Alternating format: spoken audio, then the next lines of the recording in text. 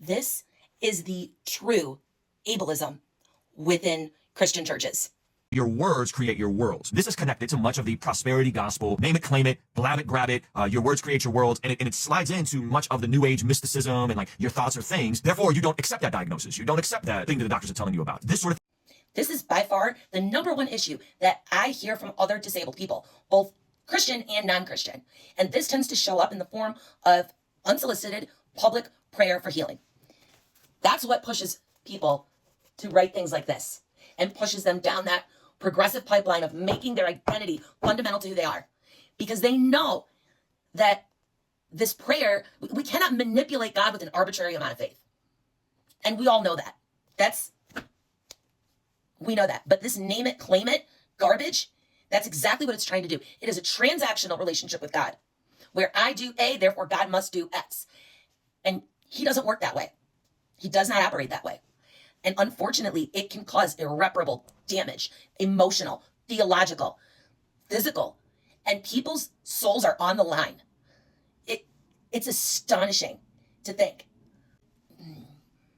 This is my reaction in real time, just thinking that eternity is impacted by that. This is exactly why I say that for those of us with a biblical, historical Christian worldview, we must equip each other, equip Christians with disabilities, Christians who know someone who's disabled. It's imperative because this is the theology that pushes people to say, if prayer isn't changing it, then it's fundamental to who I am as a person. It is equated to my personhood. And then that is what ultimately becomes the idol. The idol is the self, the idol is the diagnosis. I have heard people like Amy Kenny, in fact, she does say this in this book, that Christians equate disability with sin. And that's not biblical. See, that's what gets me going about this. I understand that there's a lot of emotional damage done by that kind of thinking, but it's not Christian. It is misattributed, misapplied to Christianity, and it's not biblical. It is this new age, new thought nonsense where people have the audacity to think that they can manipulate God into giving a physical healing on demand because that must be what he always wants. Says who? Because I tell you what, it is most certainly, it is not in here. It is not in here. You know what is in here though? Remember, find it in the Bible. You know what is in here? Job, who clearly did not get physically healed by God again. Paul had a thorn in his flesh. We don't know what that was. God allowed it. Jesus healed many people, but oftentimes it was only certain ones. He did not heal everybody. He went to the pool of Bethesda or the pool of Siloam. Dozens of people were sitting there with all kinds of illnesses, disabilities, etc. Jesus healed one person. One. This is what people are saying is ableist, and it is, but it's not Christianity.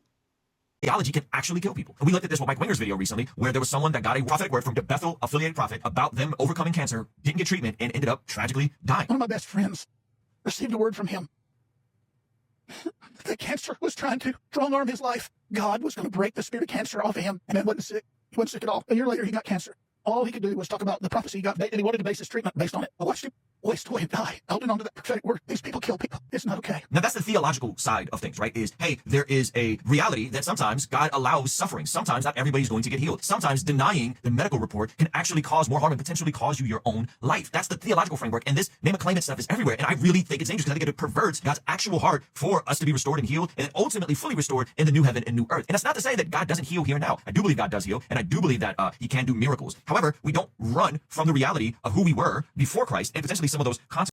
This brings up an interesting point. For myself personally, back in 2021, I had COVID really bad. I was on a ventilator for 6 weeks. This is my souvenir. I fully believe that God healed me from that. Yes, I had medical intervention, absolutely. But ultimately, God healed me from that because I was fully expected to lose my earthly life. And God decided that wasn't going to happen yet. However, I'm 37 years old. I've had my disability my entire life, and I still have it. So on the one hand, God may have healed me from a temporary illness, but he still is keeping my disability at least this side of heaven. And that's that sovereignty. That's that tension of, yes, God can do miracles and still does. But in his sovereignty, that's not always what he's going to do. That's not always what he intends to happen. Sometimes healing involves finding the right medical intervention. Sometimes it is God sovereignly, supernaturally healing. Sometimes it's learning to live with your circumstances as they are. It is all ultimately for our good and for his glory.